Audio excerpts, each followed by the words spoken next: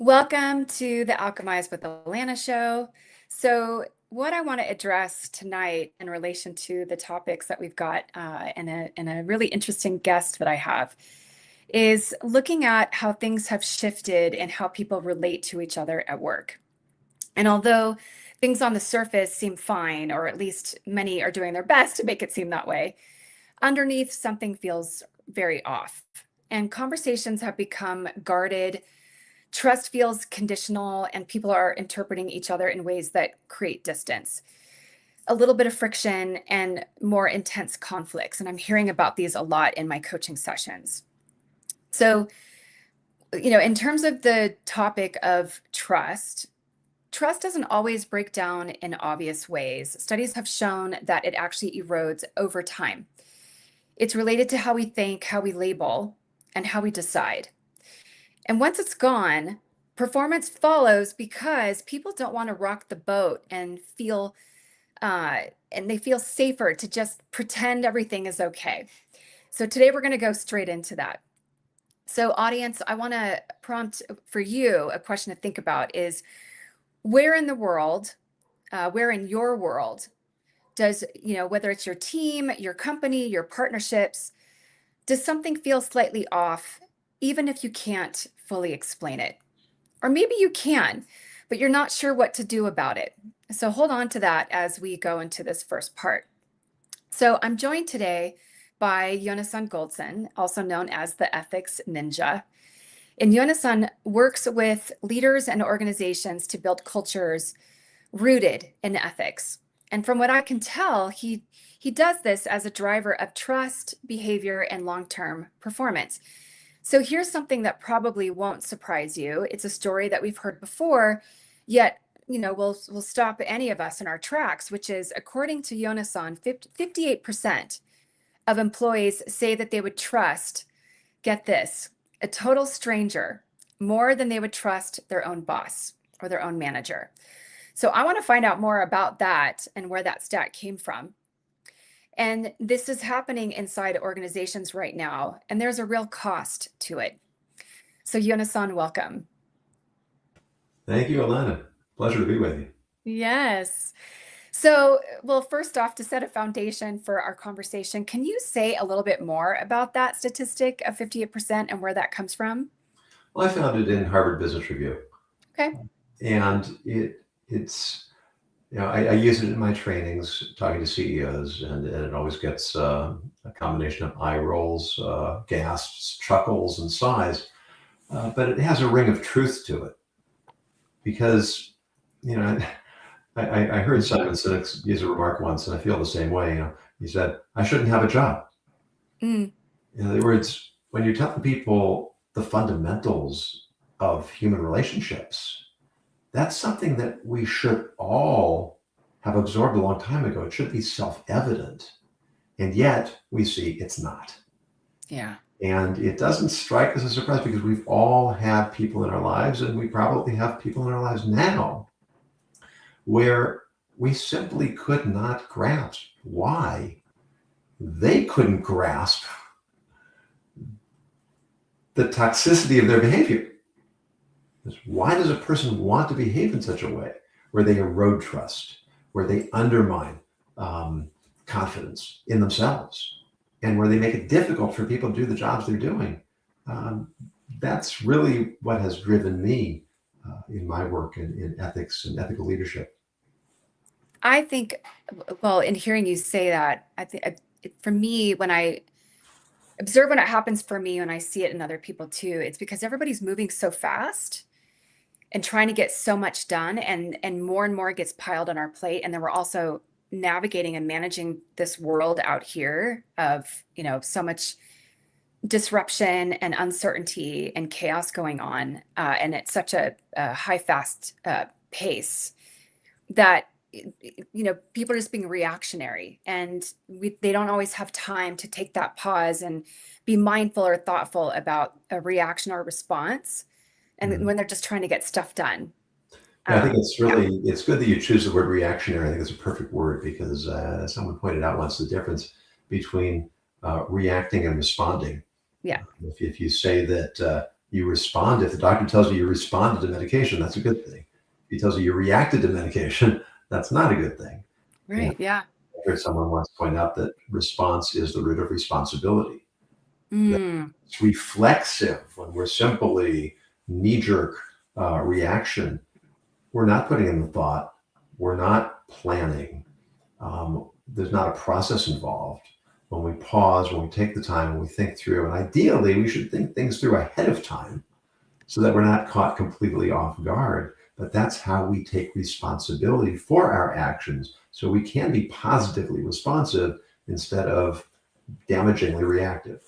Well, it really requires people to slow down a bit, though, right? So, and then what I want to touch on first is this, ethics. Ethics as the foundation of success and fulfillment. That's not something that you hear very often, and most people treat ethics as a side conversation, if at all, something separate from performance, let's say. But what if it's actually the thing driving everything underneath it? So you talk about ethics as the foundation of trust. So where do leaders misunderstand what ethics actually means in practice, especially in the workplace? There are a lot of layers to that. I think one that's really important to discuss is the distinction between compliance and ethics. Hmm. And I frequently point out that compliance can be the enemy of ethics. Because as soon as I can say I'm in compliance, I've checked the boxes, I've done everything I'm required to do, now I can abdicate all responsibility for any thought, for any calculation, for any self reflection, because I'm in compliance. You can't have fault with me. So, compliance is a necessary foundation for ethical behavior. But that's just where ethics begins, where compliance ends. Then we have to start using a certain amount of um, moral intuition to evaluate, is what I'm doing really proper? Is it what I should be doing? Not just, am I doing what I have to do, but am I doing what I ought to do? And not just what's expected from me by others, although that may be a part of it too, but the standards that I should be setting for myself as well. Well, God, there's a lot I could say about this because of what's going on in the world and has been unfolding over the last few years of compliance and people doing things because they're being told to do it. That's I'm just doing my job, right? I'm Yeah. just doing my job. So does that not then make them responsible, like you said, responsible for that in terms of any outcome or how it impacts somebody else? And that really takes me back to, well, what are they complying with? Who identified that? And where were the ethics when that was identified? That's what I want to know. Yeah, well, it's part of the problem is, and this is also from Harvard Business Review, a colleague of mine, Ron Carucci, published a study that when people witness unethical behavior, or let's say behavior that they perceive as unfair, it Okay. makes them less ethical. If those around me are not doing what they ought to do, why should I do what Mm, I ought to do? And I think a really good example of this, or let's say a really compelling example of this, is you go back a few years when the steroids in baseball was a big story, and you had talented young players who could not compete if they did not use the steroids. They wanted to follow the rules, but by following the rules, they handicapped themselves. So now they have to make a choice. Am I going to play by the rules and suffer because other people aren't? Or am I going to break the rules so that I have a shot? Now, that doesn't make it right, but you can certainly understand how a person would struggle with a decision like that. And no well, one should ever be put in that situation in the first place. yeah. And then over the last few years, it's gone way beyond steroids. Yeah, Not to go down the rabbit hole, but this has also encompassed the conversation about vaccines, and being able to not only participate in sports, but also be employed and have a job or yeah, participate at work. When I was at Cisco, I was treated a little differently because I made a different choice than everybody else did. So where were the ethics in that? But they were complying with policy. yeah. So right? And I knew that, so I didn't complain about it. I just was staying in integrity and conviction around my own decision. Yeah, and I mean, it's really, it takes a tremendous act of courage and moral fortitude. Um, you know, we have this phrase, which is somewhat cynical: "I no good deed goes unpunished," um, and unfortunately, that can be true. Uh, I certainly want to live according to my own moral code, according to my own ethics and my own integrity, but what if there's a price to pay for that? What if I'm endangering my livelihood? I have a family to take care of. I have other members of my team that are relying on me. Yeah. If I'm taking a moral stand and someone else is paying the price, right, that's making things much more complicated. And it doesn't mean it's an excuse to discard or abandon our moral values, but it does make things extremely complicated and sometimes extremely difficult. Yeah, well, it's complications and difficulties. Yeah, I think go hand in hand. But so as far as leaders and let's say a lack of ethical consistency. So how does that show up in ways that leaders might not immediately recognize, but yet their teams are absolutely feeling it? What are you saying in that? Well, on my podcast, Grappling with the Gray, we take a different scenario every episode. And one we did recently was um, there was a choice in scheduling. Okay. And one employee who was somewhat senior had put in a request for certain schedule, and she was told that they were giving preference to a more junior employee because he was a single father and that he had a greater need. Mm-hmm. Yeah. And this is a really sort of classic ethical dilemma because you have two competing values. You want to honor the people who've been there for a longer time and have earned privilege, but you also want to respond to the need of people who have unusual situations and circumstances. And you can't always honor both at the same time. Yeah. And what I think was lacking in this particular scenario is that the woman who was senior and was expecting to be honored for her seniority, there was never discussion. See, she was simply told, this is the way it's going to be. And so there's a lack of process. There's a certain lack of transparency, not completely, but at least partially. And that breeds resentment. Mm-hmm. And once employees start feeling resentful, well, why do I want to put my effort into this company? Take an extreme case of a fellow he was always on time, usually early, often stayed late. And one day he had a problem and he got in a few minutes late, and his boss dressed him down in front of the whole team. And he decided on the spot, okay, I'm never getting here a minute early. I'm never staying a minute late. I'm never going one step beyond. And that's sad for everyone. Yeah. What But I'm it's hearing in that, understandable. what's that? It's understandable. You understand the Yeah. reaction. Oh, absolutely. It's And entirely avoidable. yeah. And they were being used as an example. Yeah. Yeah. That's a really interesting thing to think about too, that when leaders want to make an example of someone to relay a message or an impression, or to really make sure that people understand, I guess, a certain policy or point, they're not always thinking about the impact of that, on that person, especially, let alone how does that land with everybody else? And how are they going to be perceived after that? Yeah, that's why transparency is so important. Because when people understand, when they're part of the process, when they see how the decisions are made, they still may not like the decision at the end, Mm-hmm. but at least they can respect that it was arrived at in good faith.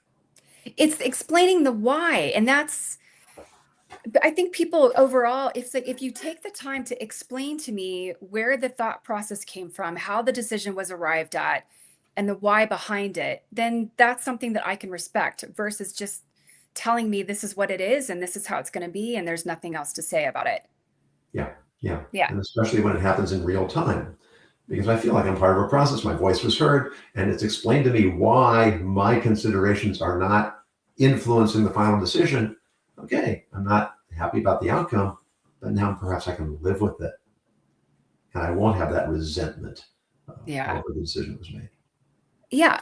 And then that resentment, when there's, it's a question I will ask sometimes when I'll either coach someone individually or work with teams, is how do you know when trust has been lost or when it's not present? Because that's a question that most people don't think about. And they can easily identify it because they've all usually experienced it. And it shows up in examples like that. And it's very hard to come back from that. Oh yeah, yeah. You can lose trust in an instant. In an instant. Yeah. It takes a long time to earn it back. Yeah. So you make a connection between ethics, trust, loyalty, passion, and prosperity. So where does that chain usually break down? I think it usually breaks down right at the beginning. I think it's the first Okay. one. Yeah. Because once you have the ethical piece, then chances are everything is going to follow naturally from there. Competence is an ethical issue. Right? If I'm not doing my job well, right? Well, what are the possible reasons? Maybe I'm not trained, in which case now part of the responsibility is it's mine to seek the training. It's my employer's to get me the training. Maybe there's something in the environment. I don't have the resources I need. So that's also part of leadership. Maybe I just don't care and it's a personality flaw in me. There may not be but any... that requires a very deep sense of self-awareness and a level of maturity that not. Well, right, but looking at it from the point of view of leadership, okay, you might have somebody who simply is not motivated to do their job properly. And there may not be a solution for that other than goodbye. Yeah. So this is what it's making me think about is, well, first of all, is ethics comes before trust, whereas trust is often identified as the foundation of everything. So what I'm hearing from you is that you're saying, no, it really starts with ethics before trust. And then the question that I have is, well, who gets to define what's ethical? Yeah, that's a really interesting question. And it applies in so many different areas. It's more of a challenge in recent years in our society because you go back to at least my parents' generation. My father grew up in the Depression and was in World War II and became a self-made businessman. And there are certain basic principles that people of that generation held. Mm-hmm. And we may not agree with all of them now all the time, or we may want to tweak them, but some of them, I think most of them, were very foundational principles. They used to talk about how people didn't leave their doors unlocked. And you would take in other people's mail, and just it was a much more trusting culture because people felt that their neighbors could be trusted. Which is very different from today. Yes. And this perfectly leads us into the next topic. But before I go there, I want to ask the audience another question. Where might your behavior or inconsistency in how you do things be creating hesitation in others, even if your intentions are solid? So really think about that, leaders out there. So, okay, so labels, right? So again, so the question of like, well, who gets to decide what's ethical? That has to do with, well, what I'm seeing, a lot of division out there, right versus left, white versus black, gay versus straight versus trans, Jewish versus Christian versus Muslim. I mean, you and I could go on and on about this. And so it's like, again, who gets to decide what's ethical? Okay, so we label constantly. And what that does is it helps us make sense of our own world. We think it makes sense of the world, but it's really making sense of our own world. So putting things in boxes that are familiar to us, that we feel comfortable with. So people, situations, ourselves. But once we do, and we stop seeing what's actually in front of us, well, then what happens? So how do labels quietly shape? I don't know if it's actually quietly now that I say that out loud, but how do they shape the way that leaders interpret their teams and limit what they're able to see? Yeah, it really leads to an oversimplification of how we look at others and how we look at ourselves. If I slap a label on something, whether it's me, you, or something or someone else, what I've done is I have made it no longer necessary for me to gather any information to understand who or what that is. And now I can simply fit it, right? You're putting people in boxes, putting things in boxes. We put ourselves in boxes. Life is complicated. Life is nuanced. When I talk about ethics, I generally stay away from politics. Not that I wouldn't like to discuss them, because there is so much to discuss about ethics in the world of politics. But the moment I talk about politics, I'm going to lose half the audience. And because I'm a moderate, I'm going to lose the whole audience. People are so emotional. Yeah. And so many of us have become so polarized in the way we look at political issues. Take our current president. There are people who like his policies and therefore overlook all of his character flaws. And there are people who are so put off by his character that they refuse to acknowledge that there's any possibility of him doing anything correctly in terms of policy. Yeah. And I think that the reality is much more complex than that. And that it's important for us to be able to say, yes, I agree with him. There's a wonderful couple of books by Stephen L. Carter, the Yale law professor, titled Integrity and Civility, which we could all benefit by reading. But he has a line there that says, I look forward to a time when people will go to the voting booth saying, I would like to vote for this person because of his policies, but I could never support somebody who behaves in such a way. Right. Well, yeah. And then that but that again points back to who gets to define what's ethical and what isn't, right? So who gets to define what someone's behavior is okay and what's not okay. But in the work world, the labels that show up are someone gets labeled as difficult or unmotivated, or even on the other end, a high performer. So how do you think those things, or what do you see in how those distort decision making? Well, because once you put a label on somebody, it can become self-fulfilling prophecy. Yeah. Yeah. And certainly leaders at every level should be encouraging that, I appreciate you for this quality that you have. And therefore I want to give you opportunities to use those talents, those strengths in your job. And I would also like to help you develop yourself in areas where there may be room for improvement. And I'm willing to invest time and effort and whatever it takes to help you become stronger in those areas. So we can be honest. This is where the problem comes. Is I don't want to use labels, and therefore I won't be honest about what situations are. I often say that we used to have janitors, and then that was no longer a respectful term, so we had custodians, and then that was no longer respectful, so we had maintenance men, and then we had sanitation engineers, and I suppose the next level is going to be industrial hygiene technicians. The job's still the same, and the job is still important. Who decided this is not a job worth respect? What if you Yeah. don't have somebody who's cleaning the floors and cleaning the bathrooms? You're not going to have a healthy environment. Yeah.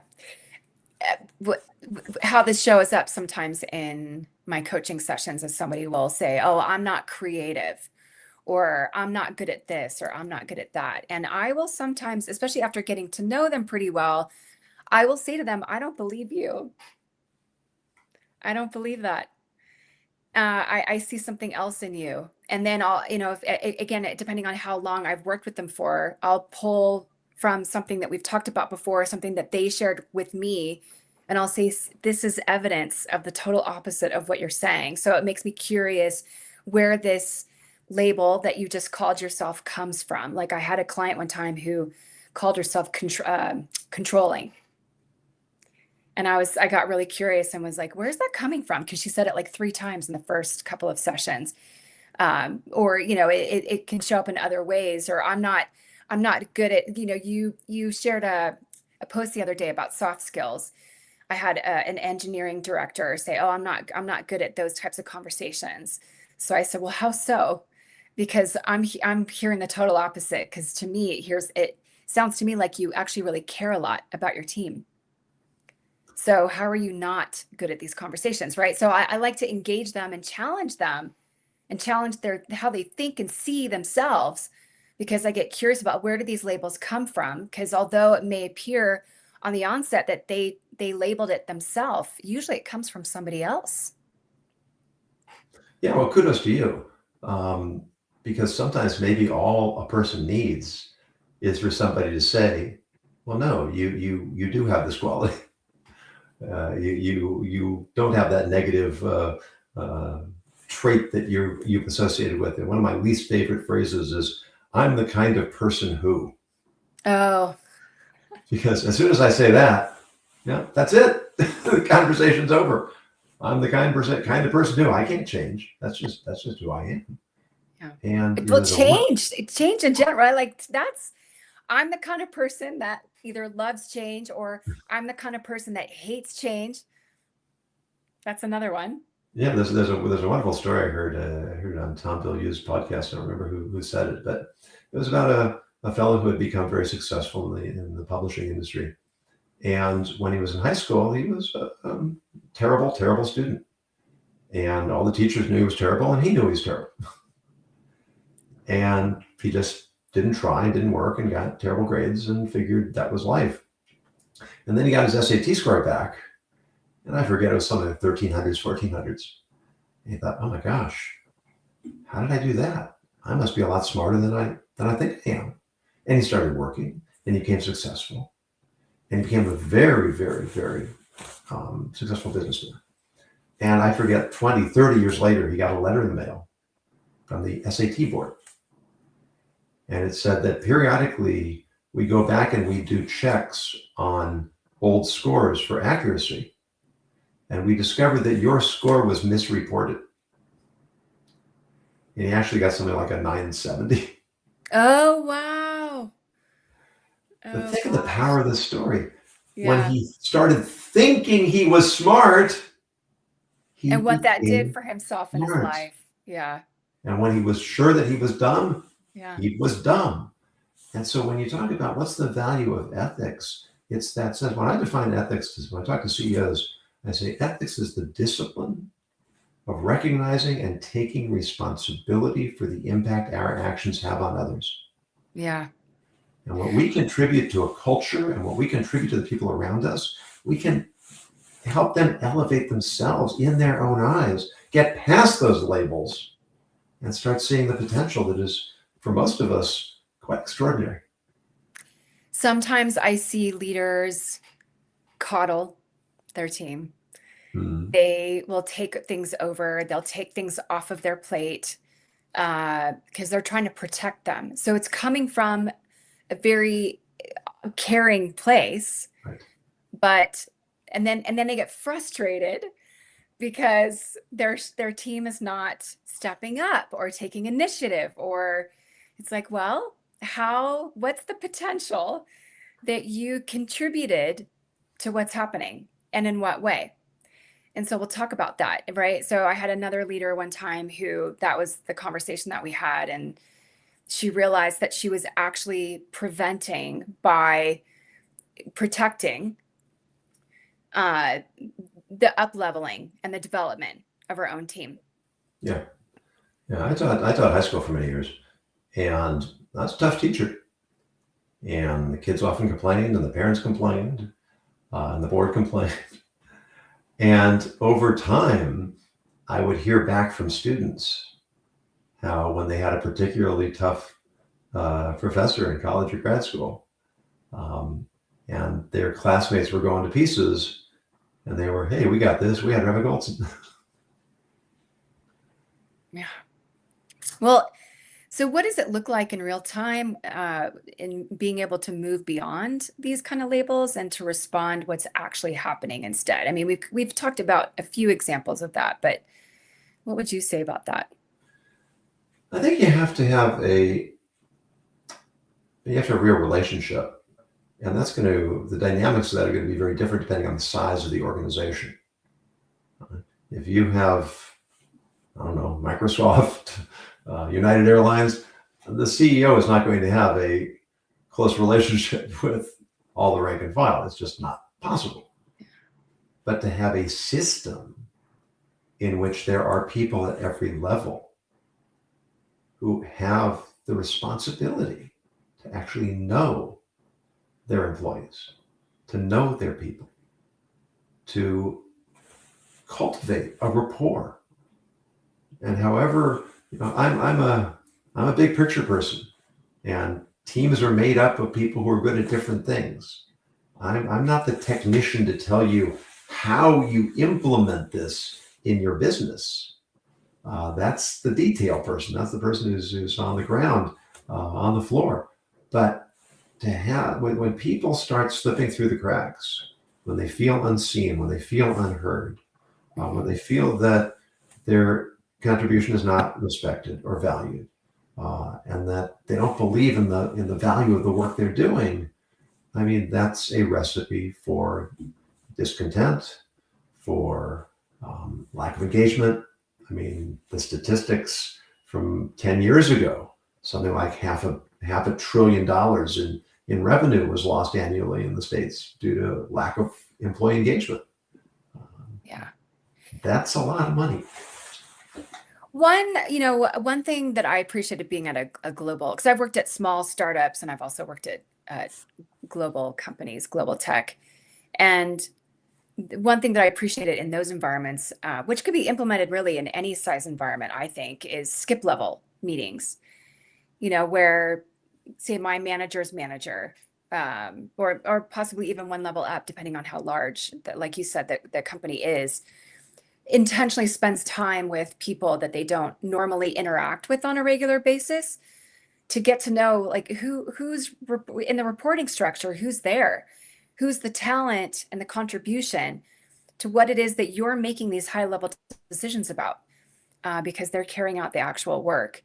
So skip levels is a really great, and you don't need to spend a lot of time. And I think some of those meetings were 15, 20 minutes. And when I had those opportunities, that meant the world to me. And like you said, it made me feel seen. It made me feel heard. I actually got to share an idea with my skip level who ended up implementing it. And that was really cool. Yeah, they say that, I don't know if it's the current CEO or previous one, but the CEO of Southwest at one point, he had a big fishbowl on his desk with little cards on each card was written a different job in the company. And then from time to time, he would pick one out at random and he would go and he would do that job for a day. Oh, I love that. Yeah. There was a TV show like that. Yeah. Yeah. But just imagine what this does for the employees. You're sitting down there in baggage and the CEO shows up next to you and starts working alongside you. Yeah. Well, so this now leads me in perfectly to the last topic. I love it. In discovering potential by embracing the unknown. Like, if the CEO is going to step into those roles, they don't have any idea of what they're going to discover, and nor the person who thought, oh my gosh, the CEO is working alongside me. But before we go there, I want to ask the audience another question, which is, or it's actually a suggestion, which is to think of a specific person where you've already decided who they are. How might that be limiting what's actually possible with or for them? So, all right, moving into discovering potential by embracing the unknown. So, most leaders try to reduce uncertainty. I mean, and that's part of their job.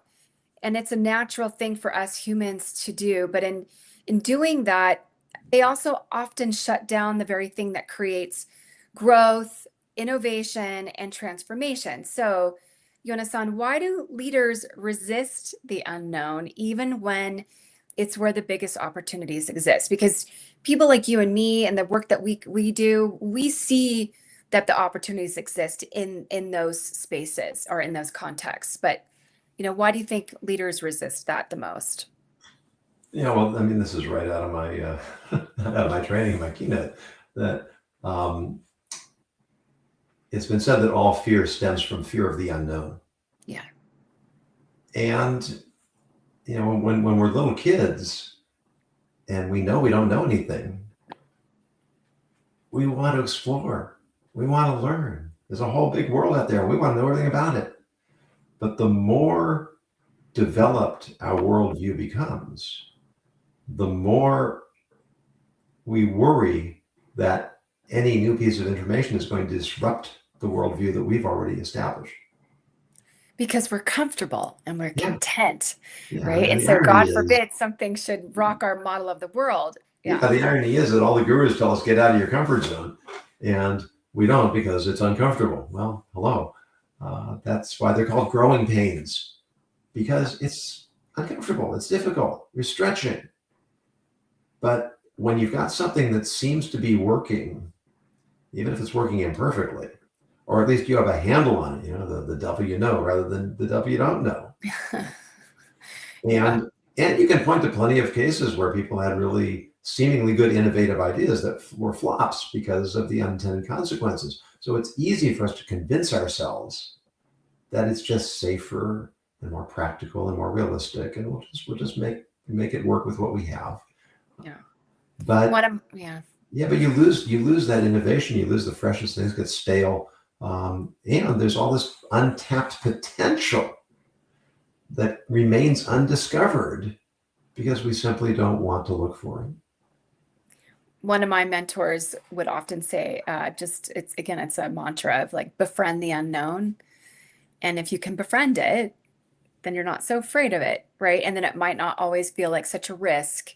And even when things don't work out or when things do fail, there's always something to learn from that. But it does take time to sit and reflect about it and look at it with intention and recognize, okay, here's what I learned from that. And now I can pull that forward and apply that to where I'm about to go next.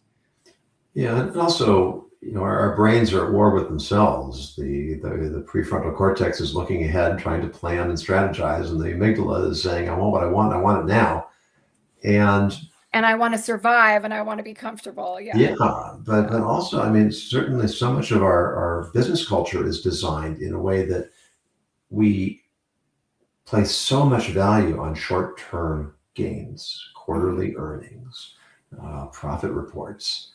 And if you have a 5-year plan that could pay off tremendously, but that means that you're not going to have earnings for the next 2 or 3 years, well, that's really uncomfortable. Because what about the shareholders? What about the stakeholders? What about your profit margins? You feel like you're gambling on the future. Well, they are in essence, right? Nobody has a crystal ball. Yeah. Right. But what if it doesn't pay off? Yeah, but what if it does? What if? That is like one of the hardest questions or unproductive questions is like, well, what if, right? Versus really looking at what's in front of us. But before we start to wrap up on that last topic, how can leaders create an environment where people are willing to step into the unknown without feeling like they're taking an unnecessary risk? I think leaders need to be honest about their own failures. we've all failed, and we learn a lot from our failures. If I'll just put on my rabbi's hat for a moment, when you look through certainly the Old Testament, um, sometimes it's easy for people to think, my gosh, these are terrible people. They're always doing things wrong. They're rebelling here and they're rebelling there and they're complaining, and it doesn't mean that that's all that was happening. It means that we learn more from mistakes to tell us how well they were doing. Okay, there's some of that, but we can really learn from the mistakes of others so that we won't necessarily repeat them. We certainly have to learn from our own mistakes. And when leaders demonstrate that they're not afraid to admit they've been wrong, when they're not afraid to be vulnerable. I was just going to say, to have that courage to be vulnerable, because so many perceive it as a weakness, whereas it's really a strength. And yet it's how it's conveyed. And it's also what information you reveal.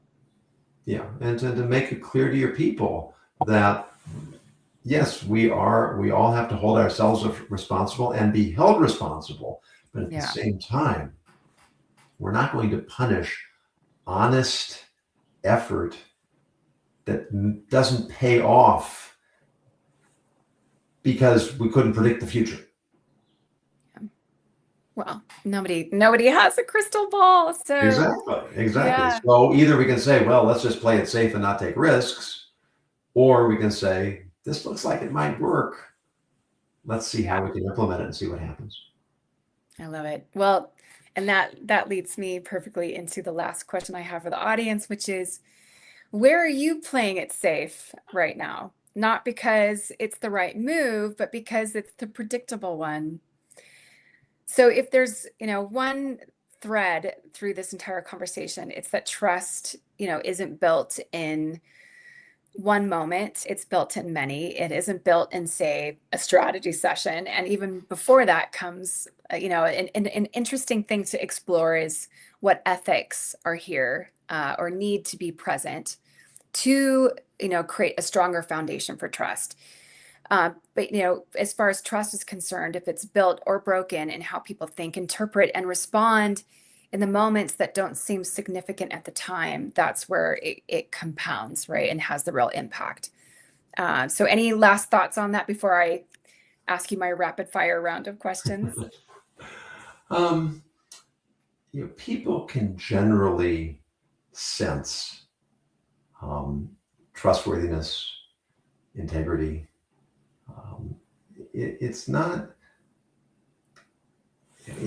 something we have to, what was the line that's been triggered to do a number of different comedians over the years. The most important thing is honesty. Once you can fake that, you got it made.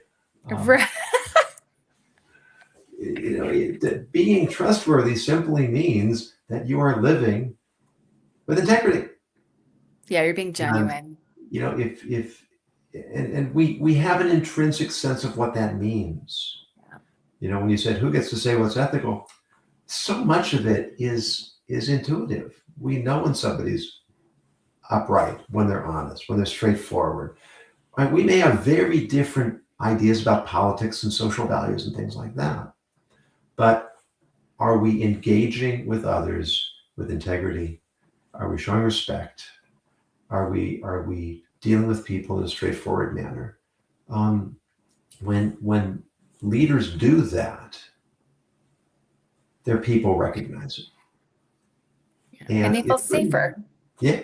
And it really doesn't, it's really not that hard if we don't let ourselves get seduced by the feeling that, I like to say, people say, I can't afford to be ethical.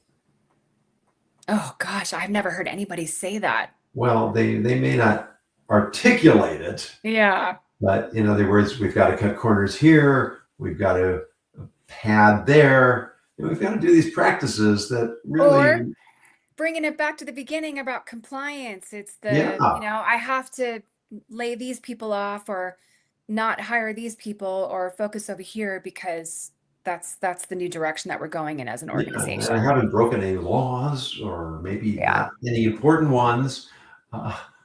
But really, the truth is, you can't afford not to be ethical, because all those little cutting of corners and blurring of lines, it catches up with us, and we end Yeah. up paying for it a lot more in the end.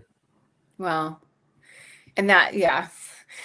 And that could uncover, it's like the truth always wins, right? I guess that's where the deep honesty and genuine or integrity is underneath, this conversation around ethics. So, all right. Are you ready for the rapid fire? I don't know. I'm a philosopher. I like to ponder, but we'll give it a try. All right.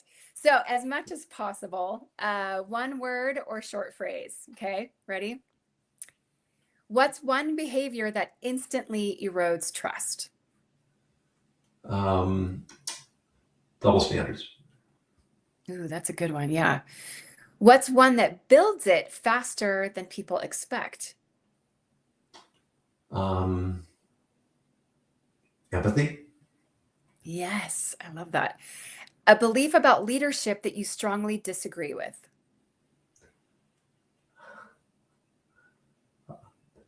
That leaders have to be um, heartless, ruthless. Okay. What do most people get wrong about ethics? They think it's optional. Yeah. And the last one is one question every leader should be asking themselves regularly. I actually have 6, but Just share one for now. Yeah. yeah. Um, have I earned my people's trust, and am I willing to trust them? I like that last part, especially. Yeah. So, how can people find you so that they can learn more about you?